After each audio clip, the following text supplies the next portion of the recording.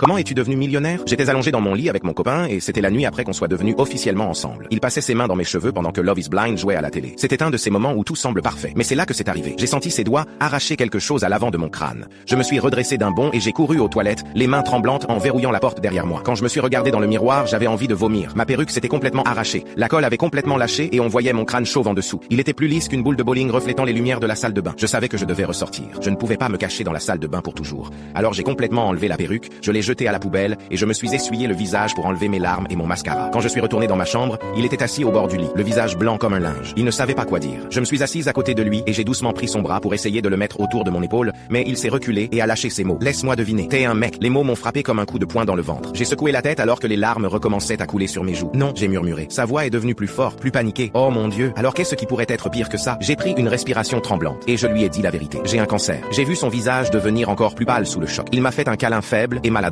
Je savais qu'il était dégoûté par moi. Puis, il a dit les mots qui m'ont brisé. Je suis désolé, je peux juste pas continuer à te voir, c'est trop pour moi. J'ai pas signé pour ça. Il a attrapé son téléphone et son portefeuille sur ma table de nuit, a marmonné quelque chose à propos de devoir vérifier son poisson rouge, et il est parti comme ça. La porte a claqué et j'étais seul, sanglotant dans mon oreiller. Les 8 mois suivants ont été un enfer. Et je veux dire un enfer absolu. J'ai fait ma chimio toute seule, parce que ma famille vivait de l'autre côté du pays et ne pouvait pas se permettre de venir me voir. Ma mère me faisait des appels vidéo pendant que je vomissais, en pleurant parce qu'elle ne pouvait pas être là. Je ne lui ai même pas dit que mon copain et moi, on avait rompu parce que je ne voulais pas qu'elle s'inquiète. Mes amis ont lentement arrêté de m'envoyer des messages. Ils ne savaient pas quoi dire à la fille qui pourrait mourir. Je restais assise dans ce fauteuil de chimio pendant des heures à regarder les autres patients avec leurs proches, en me demandant si survivre valait même le coup quand je n'avais personne. Je me souviens m'être dit que, si je mourais, au moins je n'aurais pas à raconter aux gens la nuit la plus humiliante de ma vie. Ma perruque arrachée par un mec qui ne pouvait pas gérer la réalité. Mais d'une manière ou d'une autre, contre toute attente, j'ai vaincu le destin et je suis entré en rémission. Dès que mes cheveux ont repoussé et que je ne me sentais plus comme une loque, j'ai posté une photo de moi sur Instagram. Mes vrais cheveux avaient repoussé. Ils étaient courts, mais c'était les miens. Les likes et les commentaires ont afflué de gens dont je n'avais pas eu de nouvelles depuis des mois. Puis mon téléphone a vibré avec un texto d'un numéro que j'aurais dû supprimer. C'était mon ex. J'étais jeune et stupide et j'avais peur. S'il te plaît, donne-moi une autre chance. J'ai gagné au loto en te rencontrant. Il se trouve que j'étais dans une pharmacie avec ma collègue Léa quand le message est arrivé. J'ai montré le texto à Léa et on a toutes les deux éclaté de rire. Genre, on gloussait complètement dans le rayon des bonbons. Ha ha ha. L'audace masculine de ce type est dingue. Elle n'arrêtait pas de dire. C'est là que Léa a pris la décision qui a changé ma vie pour toujours. Elle m'a tendu un ticket de loterie et a dit, envoie-lui une photo de ce ticket et dis-lui que t'as gagné au loto aussi, juste sans lui. J'ai ri et j'ai acheté le ticket à gratter à 5 €. C'était une blague, rien de mémorable. J'ai envoyé à mon ex la photo de mon ticket de loterie avec une blague mesquine et je l'ai bloqué juste après. Léa était aux toilettes quand je me suis ennuyé et j'ai décidé de gratter le ticket parce que, pourquoi pas. J'ai utilisé une pièce de ma monnaie en grattant le revêtement argenté. Le premier numéro correspondait à la série de numéros du ticket gagnant. Puis le deuxième numéro correspondait. Mon cœur s'est mis à battre un peu plus vite. Le troisième numéro correspondait. Le quatrième, le cinquième. J'ai arrêté de respirer sous le choc. Mon ticket avait tous les numéros gagnants de la loterie. Le montant du prix était de 1 million d'euros. Quand j'ai montré mon ticket à la caissière, son manager l'a vérifié avec une machine spéciale. C'était réel. J'ai gagné au loto à cause de mon ex. Thomas, si jamais tu lis ça, merci de m'avoir quitté.